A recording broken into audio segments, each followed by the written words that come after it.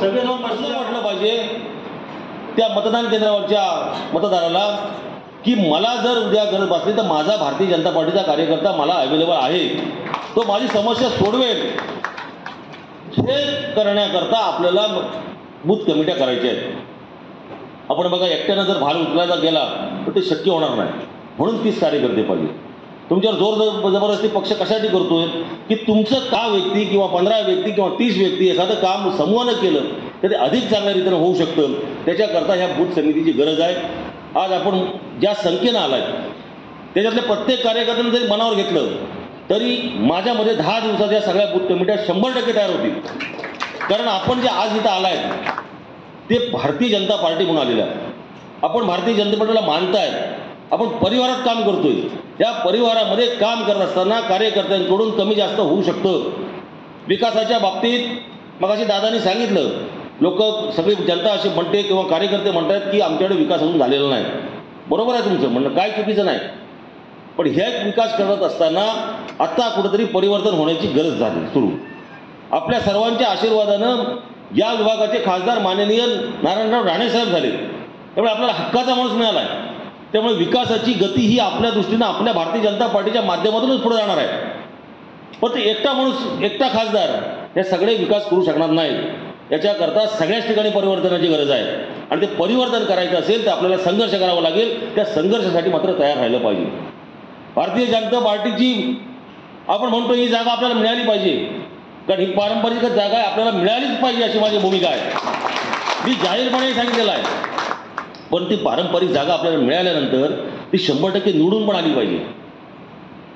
आपल्याला 100% निवडून आणण्याकरता ह्या कमिट्या उपलब्ध आपण जर केल्या तर आपल्याला कोणी थांबू शकणार नाही. आपली पार्टी पण विचार करेल. भले इथला आत्ता असलेला स्थानिक आमदार जरी असला तरी पार्टी विचार करेल की इथं जर भारतीय जनता पार्टी ताकद आहे तर भारतीय जनता पार्टीचा उमेदवार इथं उभा राहायला पाहिजे. हे भारतीय जनता पार्टी विचार करेल या गोष्टीवर. पडण्याकरता कोण कोणाला उभा करणार नाही. त्याच्यामुळे आपल्याला जर आपला उमेदवार निवडून आणायचा असेल तर आपल्याला ह्या गोष्टी करणं गरजेचं आहे. आणि हेच काय तर भविष्यात समजा जिल्हा परिषद पंचायत समिती आपल्याला लढवायची असेल तर ह्याच बूथ समित्या आपल्याला उपयोगी पडणार आहेत. याच्या पुढे जाऊन मी आपल्याला सांगतो की डायरेक्ट सरपंच पद आलेलं आहे. हे डायरेक्ट सरपंच पद अतिशय महत्त्वाचं आहे गावाच्या दृष्टीनं. कारण केंद्राची योजना असेल, राज्याची योजना असेल, ह्या सरसकट योजना आता ग्रामपंचायती देत आहेत. आणि त्यामुळे ग्रामपंचायतीचा सरपंच आपला होणं आवश्यक आहे. 50% महिलांचं आरक्षण आहे. त्यामुळे महिलांची सुद्धा कमिट्या ह्या होणं आवश्यक आहे. युवांच्या कमिट्या सुद्धा होणं आवश्यक आहे. बाळासाहेब, मी काल राजापूरला सांगितलं की युवा मोर्चाच्या 1+10 म्हणजे 1 बूथ 10 यूथ ह्या पण कमिट्या झाल्या पाहिजेत. पण पक्ष जर वाढायचा झाला तर युवा मोर्चा सक्षम होणं गरजेचं आहे. आणि त्याच्याकरता जिल्हाध्यक्ष आपण ती सुरुवात करायला पाहिजे. तुम्ही कोणासाठी थांबू नका. तुम्ही गावोगाव फिरायला सुरुवात करा. कारण हे बघा, तुमच्या वयाची लोकं तुमच्याबरोबर जोडली जाणार, ती आमच्याबरोबर जोडली जाणार नाही. आणि त्याच्यामुळे गावागावात फिरणं आवश्यक आहे. इलेक्शनला अजून वेळ आहे, नोव्हेंबरला लागेल कदाचित. या मध्यंतरीच्या काळात काय होईल काही सांगू शकत नाही. आणि त्याच्यामुळे ज्यावेळी भारतीय जनता पार्टीला असं वाटेल की आपण स्वबळावर पण लढून जिंकू शकतो, त्यावेळी जर समजा आपली लढायची इथं वेळ झाली तर आपलं बळ कुठं असेल ह्याचा आपण विचार केला पाहिजे. ते स्वतःच्या बळावर जिंकण्याकरता या निवडणुका कुठल्याही परिस्थितीत, जशी विधानसभा महत्त्वाची आहे तशी सरपंच पदाची निवडणूक सुद्धा महत्त्वाची आहे. जर सरपंच आपला झाले तर आपण लोकांची अधिक चांगले काम करू शकतो. आज तुम्ही पाहताय की बऱ्याच ठिकाणी उबाटा गटाचं किंवा शिंदे गटाचं प्राबल्य आहे. आपण म्हणतो आमचा सरपंच निवडून येऊ शकत नाही, येऊ शकतो 100%. आजपासून तुम्ही ती पण संकल्पना करा. कारण तुमच्यातलाच कोणतरी सरपंच व्हायचा. जर मला काहीतरी राजकीय उद्दिष्ट असलं पाहिजे, एक तर मी संघटनेत तरी काम करीन किंवा मला लोकप्रतिनिधी व्हायचं आहे. दोघांपैकी एक कार्यकर्त्याचं काहीतरी कुठंतरी स्वतःचं अस्तित्व म्हणजे मन पाहिजे की मला गावचा सरपंच होणं आवश्यक आहे. तो गावाचा सरपंच होणं कशासाठी तर त्याला गावाचा विकास जर करायचा असेल. आता आपल्याकडची तरुण मुलं ही चांगली चांगली शिकलेली आहेत, त्याला संगणकाचं ज्ञान आहे. सगळ्याच योजना या संगणकावर भरल्या जातात. आता कॉम्प्युटराईजचं युग आलं. आपले कार्यकर्ते जर शिकले सवरलेले आहेत त्यांनी ह्या क्षेत्रात उतरायला पाहिजे. राजकीय क्षेत्र असं जसं वाटतं तसं एवढं वाईट सुद्धा नाही. जर चांगले लोक आली तर चांगले लोक चांगलं राजकारण करू शकतात. आपण बघताय हजारो कोटी रुपये इकडे येत आहेत, खर्च होत आहेत, परंतु त्याचा आउटपुट काय आहे तर ते योग्य तऱ्हेनं होत नाहीत कामं. अशा वेळी चांगले कार्यकर्ते राजकारणात असणं आणि त्यांनी काही गोष्टी त्या पदभार स्वीकारणं ही अत्यंत काळाची गरज आहे. कारण शासन पैसे देतं, परंतु चांगल्या जर त्या योजना व्यवस्थितरित्या राबवल्या नाही तर कालांतराने आपल्यालाच नुकसान भरावं लागतं. कारण आपल्या टॅक्समधून हे पैसे वापरले जात आहेत. जलजीवन मिशनसारखी आज योजना जी आहे ती पूर्ण जिल्ह्यामध्ये राबवली जाते किंवा पूर्ण देशामध्ये राबवली जाते.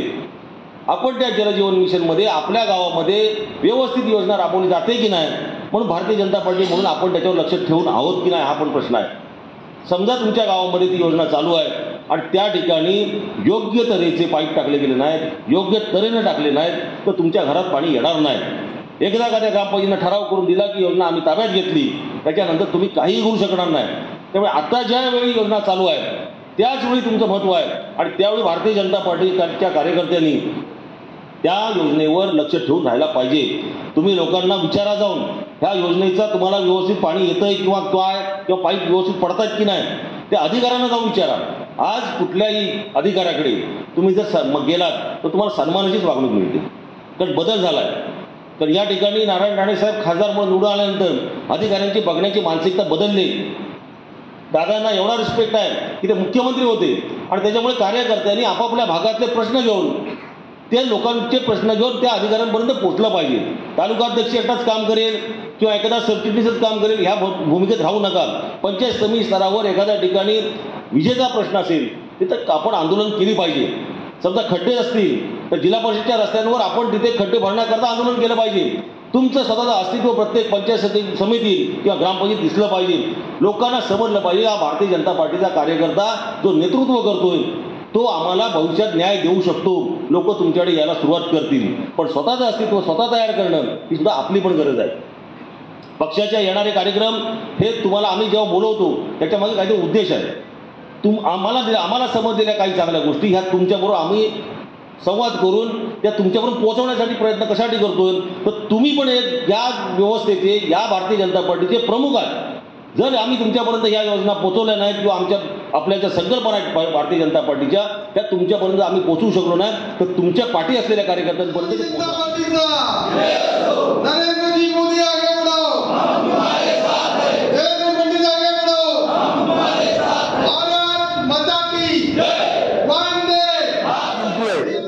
एक शिक्षक मतदारसंघाची मातृगुरुजींची राजेजींचे अध्यक्षपद त्याच्यानंतर डावकरे साहेब पदवीधर जिंकले ना ओके मध्ये पण जिंकायला महत्व आहे आणि राणे साहेब जिंकले खासदार झाले. हे कोणत्या नेतृत्वाखाली तर राजेशच्या. आणि म्हणून चायनीज संस्कृतीमध्ये फेंगशुई नावाचा प्रकार आहे. म्हणजे भूतभीत नाही, भगतगिरी नाही, तंत्रमंत्र नाही. आपलं जसं वास्तुशास्त्र आहे तसं चीन देशाचं एक फेंगशुई नावाचं वास्तुशास्त्र आहे आणि त्याच्यामध्ये लाफिंग बुद्ध आहे. छोटा असतो बघा हॉटेलात, तुम्ही बघितलं का कोणी बघितलं तर मी त्याचं नाव लाफिंग बुद्धा ठेवलेलं आहे. म्हणजे शुभ शकुनी विजय. लाफिंग बुद्धा घरात तो घरातलं सुखशांती समृद्धी मिळते असं चायनामध्ये म्हटलं जातं. आणि राजे ज्या दिवशी भाजपमध्ये जिल्हाध्यक्षपद घेतलंय त्या दिवसापासून विजय आहे. आणि म्हणून मला वाटतं एक ऐतिहासिक विजय आपल्याला नोव्हेंबर महिन्यात दिवाळीचे फटाके वाजवण्यासाठी भाजपचा आमदार या रत्नागिरीत होणार. काय कसा काय याची चिंता चर्चा विचारायची नाही. आपण भारतीय जनता पार्टीचे कार्यकर्ते आहोत. राजेजी म्हणाल ते खरं आहे. दीनदयाळजी आहे, श्यामाप्रसाद मुखर्जी आहे, भारत माता आहे. आपण सगळे संघ परिवाराचे विचार घेऊन आहोत. कधी कधी राजकारणामध्ये तडजोडी कराव्या लागतात. याचा अर्थ त्या कायमच्या नसतात. आज 110, 115 आमदार असताना सुद्धा राज्याचं मुख्यमंत्रीपद आपल्या लाडक्या देवेंद्रजींना मिळालं नाही हे शल्य आपल्या सगळ्यांना आहे. 2014 ते 2019 या राज्याचा एक यशस्वी मुख्यमंत्री म्हणून देवेंद्रजींनी काम केलेलं उद्या देशाला आणि जगाला माहिती. आणि त्यामुळे असूया निर्माण होते. तुम्ही जेव्हा चांगलं काम करता तेव्हा त्याला स्वाभाविक आहे ऍक्शन एक निगेटिव्ह रिएक्शन तयार होते. अरे हा माणूस बसला तर 2004 बाळ मानेचा मिसळचा पराभव झाला. त्याच्या मागचं कारण जे आपण पाहायला गेलं तर बाळ माने भाजप वाढवेल परत आमदार झाला तर आमच्या राजकीय पक्षाचं अस्तित्व धोक्यात आहे. त्यांच्या दृष्टीने तो वाटणं गैर नव्हतं असं मी मानतो. तर आपण फसलो त्याच्यात. बाळमाने नालायक आहे, बाळमाने दारू पितो बाळमाने आणखीन काही लफडी करतो म्हणून बाळमाने लोकांनी पराभूत नाही केलाय. गेल्या 20 वर्षामध्ये आपल्याला 25,000 मतदान वाढलं. 1999 आपण आमदार झालो तेव्हा आपल्याला मतं होती फक्त 44,000. 66,000 मतं आज आपल्याला कमळात मिळाली. आणि थोडी दुरुस्ती करतो, मगाशी कोणीतरी म्हटलं आमची मतं 50,000. चूक, गणित चुकीचं आहे. 347 मतदान केंद्राचा माझा अभ्यास गेल्या 30 वर्षाचा आहे. सुरुवातीला ही मतदान केंद्र कमी होती, परंतु 1989ला पहिली लोकसभा निवडणूक कैलासवासी तात्यासाहेब नातू आपण लढवली. त्या दिवसापासून या रत्नागिरी मतदारसंघातल्या प्रत्येक निवडणुकीत माझा सहभाग आहे. वाडी, वस्ती, गाव, कदाचित आज मी सगळ्या गावात जरी गेलो नसलो तरी आता ड्रोनचे कॅमेरे आलेत ना, सीसीटीव्ही कॅमेरे, तसे माझे कॅमेरे सगळीकडे आहेत. तिक्यातल्या पवारवाडीत, कांबळेवाडीत काय घडतंय मला लगेच कळतं. त्याच्याकरता मी येण्याची आवश्यकता नाही, बरोबर ना. म्हणून हा जो आकडा आहे 75,000 मतदान कमळावरती झालंय, हा आपला आकडा 65,000 प्लस आहे. त्यामुळे उगाच चुकीचं नॅरेटिव्ह आपण करूया नको. मी अतिशयोक्ती करत नाहीये, कारण आपल्याला मतं पोहोचली. तुमचं मत आहे का मला जरा सांगा. आपण महायुतीत होतो, सांगा आपल्याला कोणी कोणी मत दिलं. मनाला विचार आपल्याला कोणी मत दिलं. मग आपण का 50,000 म्हणून आपल्या स्वतःला घ्यायचं. आणि म्हणून आता याच्या पुढं आपण कमी बोलायचं, रॉंग असेसमेंट करायचं नाही. नाही कळलं तर काय बोलायचं फार हौस आली तर आपल्या नेत्यांना विचारा, मला तर खूप बोलायचं आहे, मी काय बोलू. कारण आपण जर एखादं चुकीचं बोललो, जसं लहान मूल घरात असताना आपण जे एखादे चुकीचे अपशब्द वापरले, त्या लहान मुलाला ते माहिती नसतं, ते तेच बडबडतं. चांगलं बोललो, अभंगवाणी सकाळी घरात सुरू केली, चांगलं सुगम संगीत केलं, दिवस चांगला जातो. आणि त्यामुळे आपल्याला आता आपला अभंग एकच, महाविजय 2024 विधानसभा. 13-14 महिन्यापूर्वी महाविजय 2024चा संकल्प आपण केला. पक्षाने मला विधानसभा क्षेत्रप्रमुख केलं, जबाबदारी दिली. गेल्या 12-13 महिन्यामध्ये आपण ती जबाबदारी तुमच्या सगळ्यांच्या सहकार्यानं आणि या माझ्या साथीदारांच्या साथीनं आपण पूर्ण करून यशस्वी झालो. थोडंसं आठवा, लोकसभा निवडणुकीचे पडगम वाजू लागले होते. आपण ते गेल्या जुलै महिन्यामध्ये राज्याची सुरुवात केली ना. तुम्ही अध्यक्ष कधी झाला? जुलै. तर आज 1 वर्ष झालं, 13-14 महिने आज होत आहेत. तर आठवा, फार मागे मी तुमच्या इतिहासाच्या आठवणी काढत नाही आहे. ज्या वेळेला राज्याचे अध्यक्ष झाले, मी विधानसभा क्षेत्रप्रमुख झालो, तुम्ही मंडळाचे पदाधिकारी झाला. खरं बोलायचं तेव्हा सांगा, तुम्हाला असं वाटलं होतं भाजपचा कमळाचा खासदार इथून निवडून येईल? आला जानेवारी महिना, फेब्रुवारी महिना, रोकेगा कौन, झुकेगा कौन, एप्रिल महिना, शिमला गाजला, शिमला आपला आठवत आहे. भाजप चित्रातच दिसत नव्हतं, कारण जे पिकत ते विकत असं म्हणतात, तसं जे दिसलं त्याच्यात लोक समृद्धी. परंतु पूर्ण भारतीय जनता पार्टीचा परिवार रत्नागिरीतला, सिंधुदुर्गातला आम्ही सगळे एकत्र होतो. आपल्या छत्रपती शिवरायांची इथं प्रतिमा आहे, त्याने आपल्याला एक मंत्र दिलंय, गनिमी कावा. हा लोकसभेमध्ये आपण गनिमी कावा केला तर आम्ही सगळं काय बोलणार विधानसभेचं नाही. ते गनिमी काव्यात मी घरात येऊन सांगेन. सकाळी 6 वाजता पण उठवेन, रात्री 1 वाजता पण उठवेन. येतो ना मी 1 वाजता. हा, तर काळजी घ्यायचं कारण नाहीये. मला सांगायचं तात्पर्य एवढंच आहे, 18 एप्रिलला भारतीय जनता पार्टीच्या उमेदवाराचं नाव घोषित झालं. त्यांचं नाव नारायण तात्तू राणे. 19 एप्रिलला आपण फॉर्म भरला. 7 मेला मतदान झालं. 4 जूनला मतमोजणी झाली. विजय कोणता झाला? कोणाचा?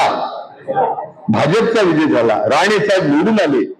मग आता विधानसभेला दिवाळीला फटाके, आता असं झालंय तसं झालंय, मग तुमची महायुती आहे ह्याची काळजी आपल्यालाच आहे.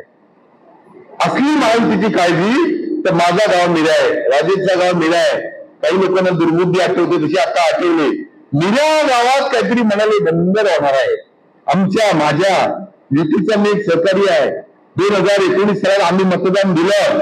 5 दिवस जेलमध्ये होतो. गरेवाडीची भांगा डॉक्टर लिहिले दिसत नाहीत. ते सगळं विसरून 2019 आपण मतदान केलंय. मी 5 दिवस जेलमध्ये का होतो? काय बलात्कार केला का? रॉबरीचं खोटं कलम मला लावलं. कोणी लावलं? कोण होता? ग्रामीणचा. 2 वर्ष का?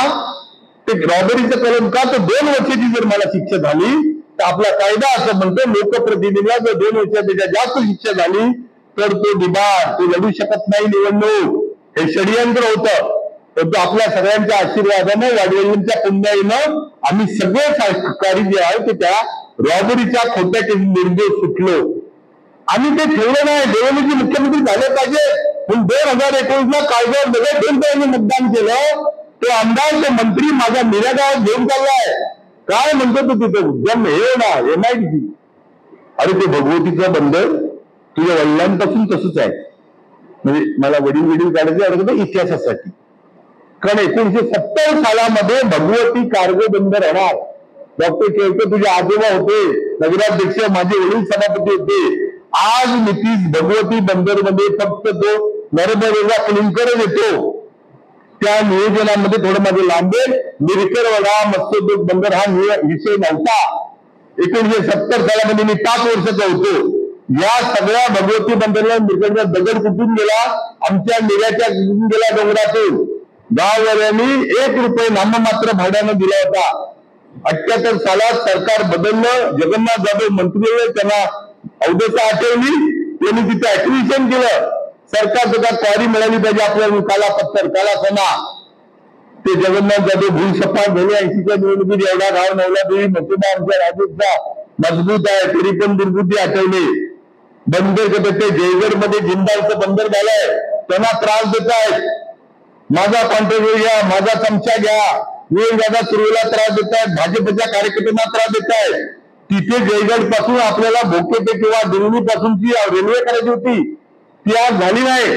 विकास निवली ते जयगड रस्ता 4 लेन करत होता, झाला ना. आज एक बंदर जर खाजगी बंदर त्याच्या बोला आंग्रे कोर्ट आहे.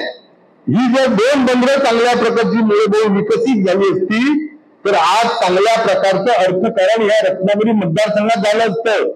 ते करायचं नाही, पण आज मिऱ्यावाल्यांना घाबरवायचं. तिथली आमची भारतीय 4000 लोक काम करत होते. वाटाच झाली 13 वर्षात. भंगार विकली, तिथल्या सगळ्या बोटीचं भंगार कापली. बघा आमचा गाव कसा आहे तो.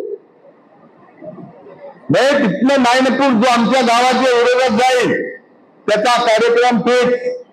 हा इतिहास आहे गेल्या 40 वर्षाचा. बुम दुर्बुद्धी आठवली. पण तसं नाही, त्याच्यामध्ये षडयंत्र आहे. मिऱ्याला पाणी सोडायचं नाही, MIDCचं पाणी येतं. कारण मिऱ्याला बाळ म्हणायचे राजेश सावंतचे मतदार आहेत, दुसऱ्या सुद्धा मशालीचे मतदार आहेत. यांचे मतदार नाही, चोरून नेलेले असल्यामुळे नाही. तुकार लाभार्थी आमच्या गावात आहेत, बाकी नाही. तुमच्या गावात पण बघा कोण असले त्यात टिक्यापासून अगदी इकडे सगळे अगदी नाणीच तरी आहे. त्यांना प्रेसिडाईज करायचंय. मग त्यांना साहेब आमची MIDC रद्द करा. करतो मग मला मत टाका. ही सगळी लाईन सुरू आहे. याचा आता दुर्बुद्धी आठवले. म्हणून एखादा शहाणा लोकप्रतिनिधी असला ना तर मैत्री तरी करतो स्वार्थापुरती, की जाऊ दे आता नोव्हेंबर महिना, ते कोरोना लेकर तिकडे गेलं 2019चा. आणि म्हणून मला असं निवडकर वाटतंय आत्मनिर्भर भाजपा करूया. ते महाराष्ट्रातलं तुम्ही काय चाललंय त्याच्याकरता आज दुपारी कुठे बैठकांनी राजूजीला म्हणलं जाऊन या, गेलं पाहिजे. वडिनी गाव आहे, छत्रपती शिवाजी महाराज इथं आहेत. ते गेले होते आग्र्याला, लाल महाराज पण गेले होते शाहिस्तेनी बोट कापायला.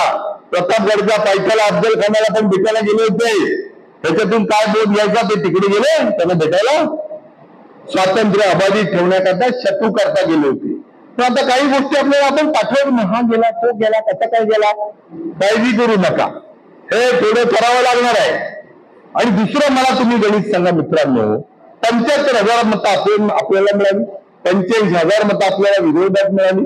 75 90 हे उरते 70, 90 70, 1,60,000 मतं, 12,000 मतं इतर, 1,72,000 वगैरेचे असतात मतदान झालं. आता विचार करावं तुम्ही, गणितातला मास्टर सदस्य मला सांगा, याच्यात महाविकास आघाडीमध्ये 3 पक्ष साधारणपणे आहेत, महायुतीमध्ये 3 पक्ष आहेत, रत्नागिरीमध्ये 6 पक्ष आणि 7वा इतर वंचित वगैरे असं आपण धरले तर 8वा BSP, 8 पक्ष आहेत. मतं मिळून 1,70,000, 1,72,000 आहेत. याच्यात कुठल्या पक्षाला किती मतं मिळाली असतील? 1 नंबरला भारतीय जनता पार्टी. आज मी सांगतो तुम्हाला 65,000 मताच्या वर कोणाकडेच मतं नाही.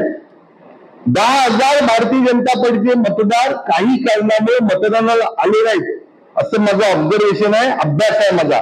प्रत्येक मतदान केंद्रात 50 ते 100 लोक काही ना काही कारण आले नाहीत. आता ती मतं आपली आहेत, ती संशोधन करायचं आहे, त्यांना आता जाऊन भेटायचं आहे, ते काम चालू आहे आपलं.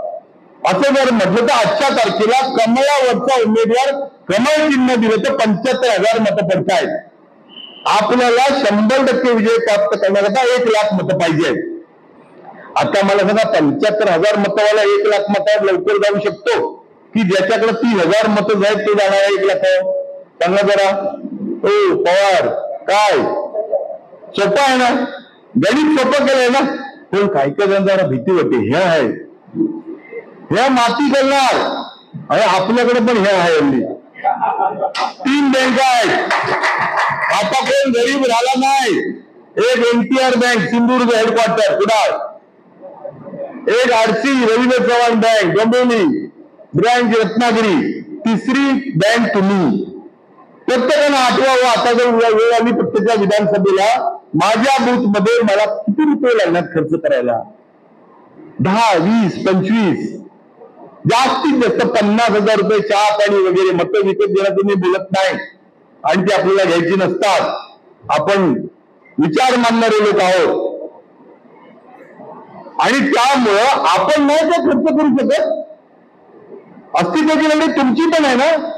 उद्याचा सरपंच तुमच्यात मला दिसतोय, उद्याचा पंचायत समिती सदस्य मला तुमच्यात दिसतोय. थेट सरपंच होणार आहे. सोपा आहे. घरवाडी 100% माझ्या करायचा सरपंच. हातकंब्यापासून गावकडीपर्यंत निवडीपर्यंत काय करायचं? भानगड आपापसात का अजून ते घरात बसायचं तर बाहेरच्या दाखवायचं कातर गाठी. मी आता रत्नागिरी जातो. सांगायचं माझं तात्पर्य मित्रांनो मला एवढंच आहे की एक आत्मविश्वास पाहिजे जिंकण्याचा. कुठेही अडचण होऊ नका. आहे थोड्या अडचणी, कदाचित नसतील कुठल्या पाकड्या बिकड्या रस्त्याला कामं मिळाली असतील. मोदी सरकारच्या 10 वर्षाच्या योजनांचा ठराव केला ना दिव्यांगांचा, आपण त्याच्यात कामं आहेत. प्रधानमंत्री ग्रामसेवक योजना आहे. त्याच्यानंतर त्या ठिकाणी आता जलजीवन मिशन, राजेजी मिशन मी फार आपला वेळ घेत नाही. 10 मिनिटं शिल्लक आहे. थोडक्यात कामगिरी करायची आपल्याला. त्यामुळं हे काढू नका. आता काल जर अधिकाऱ्यांच्या राष्ट्रवादीला उमेदवारी दिली ती कोण उमेदवार? शेखर निकम. 20,000 माझ्या आपण तिथे राहिलो. मला कोणाला कमी नाही लेखायचं आहे. तर मला माहिती आहे मीडिया इलेक्ट्रॉनिक आहे. आमच्या निलेश जगताप आता सगळीकडे व्हायरल करणार आहे. तर पूर्ण भान ठेवून मी बोलतोय, सगळ्यांचा सन्मान ठेवून. माझा पक्ष मला मोठा आहे आणि तो आयुष्याचा आपल्याला मोठा करायचाच आहे. पण अशा वेळेला जर कोण आपल्याला भूलभुलैया करत असेल, आपल्या नेत्यानं आपल्याबद्दल चुकीचं नॅरेटिव्ह करत असतील तर आपली सगळ्यांची नैतिक जबाबदारी आहे. नाही, we are unite and we are fighting आणि आम्ही जिंकणार. आम्हाला कमळ पाहिजे. असं होतं ना, काही ज्ञानी माणसं बुद्धिवंत माणसं असतात, त्यांच्याकरता विधान परिषद असते, राज्यसभा असते, आणखीन काही आहे. आणि मला असं कळलं अशी पण राजकीय चाचपणी सुरू आहे. एकनाथजी शिंदेच्या आजूबाजूला शिंदे सेनेचे गड काही आहेत, काही पुण्यामध्ये गड तयार होईल असं म्हणतात. तिथे पण आपण सांगू शकतो ना, तेव्हा भाऊना जाऊ नये पार्सल तिकडे, हरकत नाही, आनंद आहे. त्या वेळेला आम्ही निवडून दिलं तुझ्या. आता आम्हाला का आम्ही राहायचे नाहीत, आम्ही योग्यतेचे नाहीत, आम्ही नेतृत्व करू शकत नाही, लोकांची बांधिलकी नाही आम्हाला, गरिबांची कणव आम्हाला नाही आहे की विधानसभेतलं कामकाज आम्हाला करता येत नाही, पार्लमेंटरी काम आम्हाला करता येत नाही, तर ठरवत तरी काय ते. आणि म्हणून माझी आपल्या सगळ्यांना विनंती आहे, भारतीय जनता पार्टीला नुसती रत्नागिरी नव्हे, आज राणे साहेब आपले खासदार आहेत, 6च्या 6 विधानसभा भारतीय जनता पार्टीच्या कमळावरती आपल्याला जिंकायचे आहेत. अवघड कठीण काही नाही आहे. 60% मतदान होत आहे. उरलेले 40%, जरी 15% मतं आपण आपल्याकरता वाढवली तरी आपला विजय नक्की आहे. आणि म्हणून माझी आपल्या सगळ्यांना विनंती आहे, पुढच्या काळामध्ये 90 दिवसाचा कालावधी आहे. आपल्याला 20 दिवस थोडे ग्रेस मिळाले, कदाचित दिवाळीच्या नंतर निवडणुकीमध्ये ते फटाके वगैरे व्यवस्थित राहतील. 2004चे फटाके आपले शिल्लक आहेत, ते आता वाजवायचे ना. म्हणून आपल्याला 90 दिवसातला रोजचा 1 तास, तुमचे फक्त मला 90 तास पाहिजेत. किती? 90 तास म्हणजे 24च्या हिशोबाने 24 चोक 96, फक्त 4 दिवस 90 दिवसातले देणार का तुम्ही? 8 वर्षून सांगा बुवा आम्ही देणार. इकडे ताई सगळ्या कुठलाही एक वेळ द्या, 4 ते 5 द्या, सकाळी 6 ते 7 द्या, लवकर उठा, लवकर लोकांच्यात जा, संध्याकाळी जा, दुपारी जा, रात्री जा, 1 तास फक्त. मग तो सोशल मीडियावर असेल, 1 to 1 कॉन्टॅक्ट असेल, रोज तास घरात यायचं. काय नाही, भाजपला आम्हाला जिंकायचं. लोक होतात परिवर्तित. 2014चा इतिहास ऐका तुम्ही, किंवा आठवा आपण सगळ्यांनी. अच्छे दिन आने वाले है, एवढं नरेंद्रजी मोदी बोलले. 12 वर्ष फक्त गुजरातचे मुख्यमंत्री होते. या देशामध्ये नरेंद्र मोदींनी कुठली पाकाडी केली नव्हती, कुठला रस्ता केला नव्हता, कोणाला टेंडर दिलं नव्हतं. देशभर गवळतीतून फिरले. 13 महिने नरेंद्र दामोदर मोदी नावाचा माणूस 2013 पासून 2014ची लोकसभा फिरले, गेले, प्रवास केला. त्या तिकडे जम्मू काश्मीर मधला, लडाख मधला खासदार कमळाचा आला. तिथे म्हणजे कमळ पण माहिती नव्हतं. परिवर्तन जर त्या ठिकाणी होतंय, तर इथं तर कैलासवासी कुसुमती अभ्यंकर, बापूसाहेब पडळकर, जनुभाऊ काळे, शिवाजीराव भोतार, यशवंतराव माने, कितीतरी लोकांची विरासत आहे. आमचे रामदासजी देशपांडे, पावस भागातील आधी नाव काढतात. प्रत्येक गाव सोनूभाऊ आमचे कर्मटे, कितीतरी विजयराव साली, कितीतरी नाव काढतात. या प्रत्येकाची पुण्याई आहे, यांचे आशीर्वाद आहे. फक्त एकच गरज आहे की आपण त्या ठिकाणी जाऊन तिथे बोललं पाहिजे. मग उमेदवार कोण, मग बघू, मग फॉर्म भरू, मग प्रत्येकाला बाहेर पडून आगाव नका, असं होणार नाही. आज ठरवायचं भाजप कमाय. उमेदवार कोणी आपण ठरवूया, काय प्रॉब्लेम नाही आपल्याला. भाजपचं कमाई जिंकलं पाहिजे, त्याच्यासाठी आपल्याकडे आहे. आणि म्हणून माझी सगळ्यांना या कार्यकारिणीच्या निमित्तानं विनंती राहणार आहे की जे काही अभिनंदनाचे ठराव केले, मोदी सरकारचे ठराव केले, खासदार साहेब निवडून त्याच्याबद्दल ठराव केला, विविध विकास कामं आपण केलेली आहेत, त्यामुळे आपण जे केलंय ते सांगूया. आपल्या कुटुंबामध्ये कदाचित एखादा पाहुणा आला आपल्याकडे, तर घरात चहाला दूध नसलं तर ती भगिनी मागच्या दारात जाते, कुठं ते वाटीत न पेल्यातनं शेजाऱ्याकडनं दूध घेऊन 15 खाली दूध त्याला ठेवते दिसू नये म्हणून, आणि घरात येऊन मोठ्या चांगल्या मनानं आपल्याला चहा देते ना. ती सांगत नाही आमच्याकडे गाय नाही, आमच्याकडे दूध नाही, गोकुळ आला नाही, पण ती म्हणते माझ्याकडे पाहुणा आलाय, त्या राबत केलं पाहिजे. नसतील 4 गोष्टी झालेल्या, त्याचं नाही नाव करायचं. करूया ना, आपला आमदार करूया, आपला देवी मुख्यमंत्री करूया, विकासाचा विकास.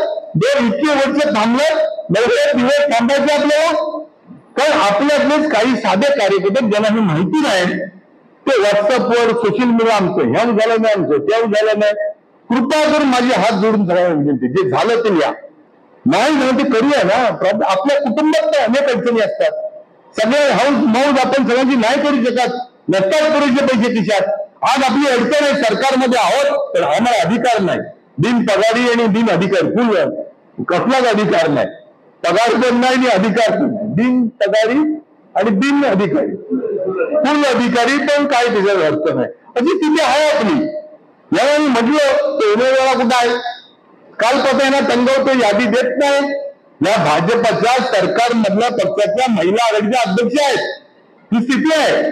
मला माहिती होता देवाला वाजपेयी आहे, नको म्हणते, परंतु मग जर हा सगळा माहोल जर आपण केला तर प्रस्थापित जे कोण आहेत ते हरू शकतात. आज रिक्षात बसा, रत्नागिरीत चालत जा, भाजीवाल्याकडे जा, काय बोलतो ऐका. परिवर्तन हवं ना लोकांना की नको आहे, तुम्हाला पण हवं ना. हा, त्यामुळे ते महायुती भीती हा विषय सरकारमधला, तुम्ही सरकारमध्ये आहात, असतात तर एखादं काम व्हायला पाहिजे होतं. मग सरकारच्या माणसाला आपण सांगितलं आपण कसं ऐकायला पाहिजे, सिंपल गणित आहे. त्याच्याकरता ह्याला विचारू, हा काय म्हणतो मी तो काय म्हणतोय, विचारायची गरज नाही. तुम्ही स्वाभिमान आहात, तुम्ही इतक्या वर्षाचे कार्यकर्ते आहात. जर या 2 वर्षामध्ये या महायुती आघाडीमधल्या सरकारमधून तुमच्या गावामध्ये तुमच्यासाठी काय केलं नसेल तर काय अधिकार कोणाला आहे. पण माझं त्याच्या पुढचं सांगायचं आहे, चोरावर मोर व्हायचं आपल्याला. गावात आलेले पैशातले 33% हिस्सा आपला. या सरकारमध्ये 3 पक्ष आहेत. आला असेल विकास निधी ना सांगून टाका ना, 33% आमचे पैसे, काय कोणाच्या वडिलांचे पैसे आहेत. पण आपण बोलायला सुद्धा कमजोरी करतो. कुठली असेल पकाडी, कुठला असेल रस्ता, कुठली असेल हरतेरीची बांधी, टेंडर होणार आहे आता, हो दे खर्च. दादाचं एका अर्जित देवदे रस्त्यावर करोड रुपयाचा खर्च होणार आहे. असूनच ना, मी सांगतो खर्च होणार आहे. आता एकदा तर म्हणणं बरं आहे, जे सार्वजनिक बांधकाम विभागामार्फत होणारं काम रवींद्र चव्हाण साहेबांनी दिले, त्यामुळे तिथं 33% नाही, तिथं 100%. ज्या ठिकाणी बाकी नसेल तिथं 33%. मग 100% जर बांधकाम विभाग एवढा आहे तर उद्यापासून एक कार्यक्रम करायचा. जावा कार्यालयात या याद्या, कुठली टेंडर झाली, कुठली टेंडर होणार आहे. आमच्या रवींद्र चव्हाण साहेबांनी हे काम केलं, गावातली मत आम्हाला मिळेल पाहिजे. काय अडचण आहे सांगायला की आताची घडी तोंडावर बोल की रवींद्र चव्हाण म्हणतात असं सांगू नका. असं काय म्हणतात का आणि ते तसं म्हणते का? तर असं नाही म्हणत आहे. हे भाजपसाठीच त्यांनी दिलंय. आणि म्हणून माझी आपल्या सगळ्यांना विनंती आहे, एक आत्मनिर्भर भाजपा बनवायचा आहे, एक विजयी भाजपा बनवायचा आहे. आणि तुमच्यात मला उद्याचे सरपंच, ग्रामपंचायत सदस्य, पंचायत समिती सदस्य हे सगळे मला दिसत आहेत. त्या दृष्टीने सगळ्यांनी चांगलं काम करूया.